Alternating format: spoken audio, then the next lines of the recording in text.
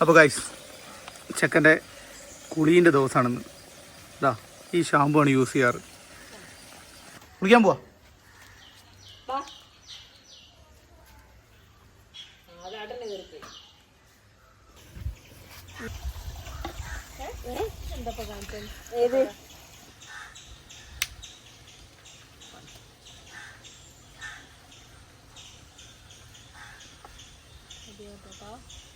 കുറച്ചുകൂടെ ആക്കിയോ? ആ മതി.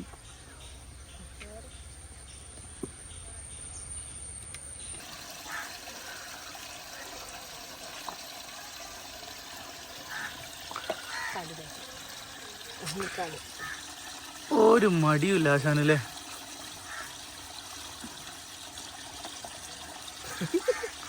നല്ലോണം അടങ്ങി നിൽക്കുന്നുണ്ട്. ഏതായാലും മൊത്തധികം ആക്കണ്ട.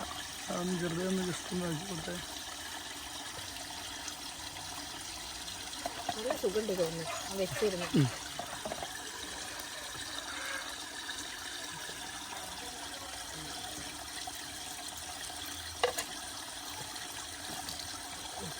പൊതുവേ നായ്ക്കളൊക്കെ അല്ലേ കുളിപ്പിക്കുമ്പോൾ ഭയങ്കര മടിയായിരിക്കും.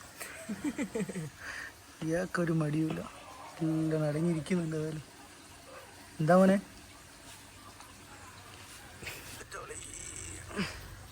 പാപ്പ തിന്നാൻ കൈകൊട്ട് അതാ വിട്ടാട്ടനമ്മേ. കുളിച്ച് കുളിച്ച് സുന്ദരനാവും അല്ലേ ഇനിയെ?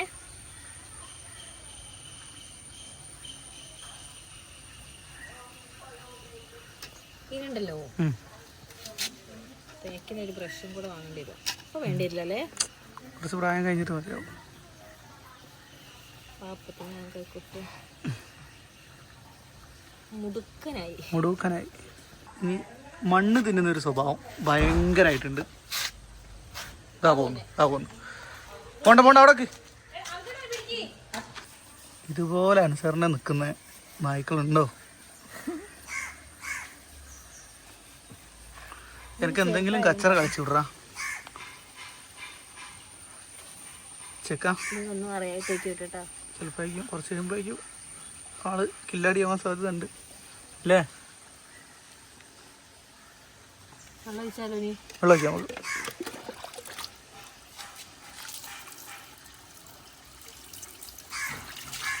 ഓടാ ഓടി പോന്നു. പിടിയവനെ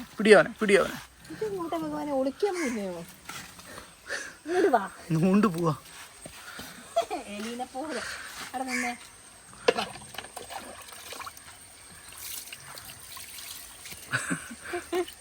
നേരത്തെ പറഞ്ഞ വാക്കൊക്കെ ഞാൻ തിരിച്ചെടുത്ത്.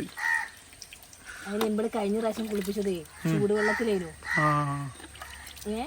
ഇളം ചൂടുവെള്ളത്തിലാണ് മേലെ ഒഴിച്ചത്. അപ്പൊ ഇങ്ങനെ വന്ന് നിൽക്കേനു.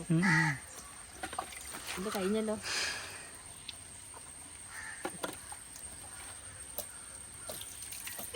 കഴിഞ്ഞു വാ.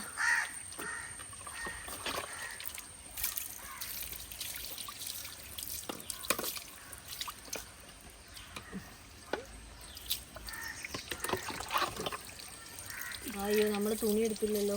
തുണി എടുത്തോണ്ട് വരാം. നമ്മള് തുണി എത്തിയില്ലല്ലോ. തുണി തുടക്കാൻ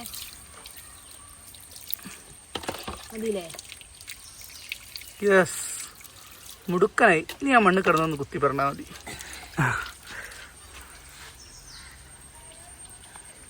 സുന്ദരനായിട്ടോ.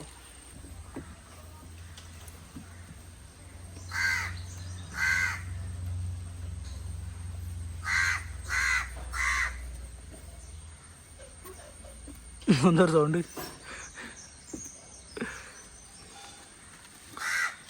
എടുക്കാനാകണല്ലോ.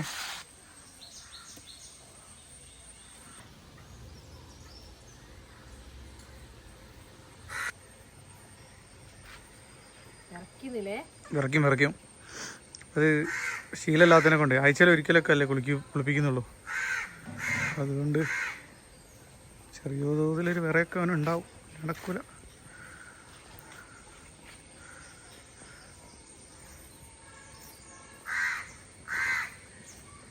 കാക്കേനെ കണ്ടോ? കാക്കേനെ കണ്ടിട്ട് കുറയ്ക്കാനൊന്നുമില്ലേ? ഇത് കാക്കേനെ കൊണ്ട് ഇത് പ്രശ്നമൊന്നുമില്ലല്ലോ. എല്ലാം കാക്കേനെ കണ്ടുകൂടാ.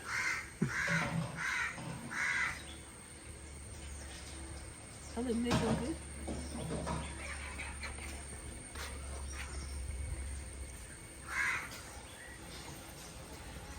സുന്ദരനായി, മുടുക്കനായി. വെള്ളമൊക്കെ പോയില്ലേ? എടുത്തോ. ഭക്ഷണത്തിലേക്ക് കടന്നിരിക്കുകയാണ്. പാലും പിടിഗിരിയാണ് കൊടുക്കുന്നത്.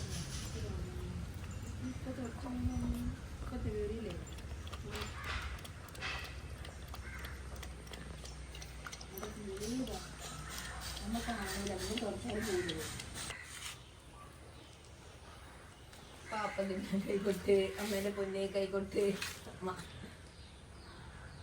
ചെവിയിലെ 2 രോഗം പോകുമ്പോൾ ഇപ്പോഴാണ് കാണുന്നത്.